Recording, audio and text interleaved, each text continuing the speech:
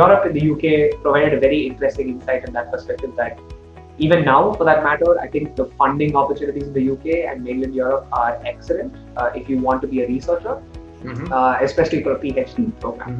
And a PhD program in Europe or the UK is set with a particular time frame.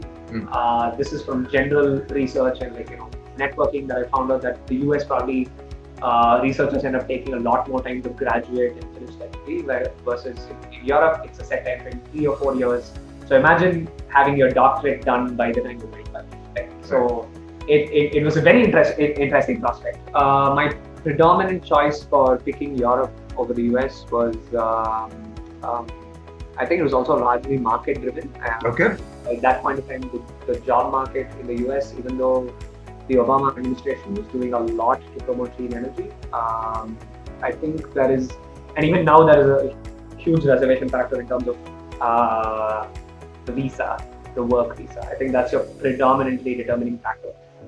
Whereas in Europe, you don't really have to battle with a work visa, you have to battle with language. And I thought the language problem was a little more surmountable at that point in time, especially if I were to get into a PhD program where the university pays for me to learn the language. Whereas if I were to move to the US, I don't really need, touch wood, I don't need training in English. I think more so from an angle of the kind of emphasis and the benefits the research student would get in Europe was much better at the time than the US. And also the industry that we see today, the US without doubt is the world leader even now with whatever is happening at this point in the country. And I have to give this reality check to your viewers and the people who are going to be benefiting from this. It's a reality check that I got. So the reason why I picked Delft again was the market in Europe at that point in time had excellent wind capacity, wind potential. Vestas and Siemens are based out of mainland Europe.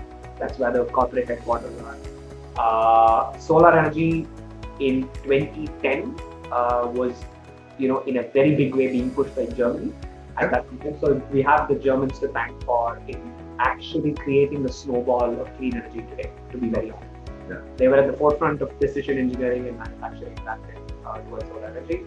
So for me, from a market perspective, that just made a lot of sense. Go to Europe, let's focus on that. We'll figure out the visa situation if at all it comes up in the US, if at all. And also from a research perspective, if you do get into a university, I think moving from a university to a university on a different category of visa was much easier to the US than compared to on a work visa. So these were decisions that, I'm thankful that, some level of common sense prevailed at that point in time. But this is where the reality check set in, because I landed in Delft 2011 August.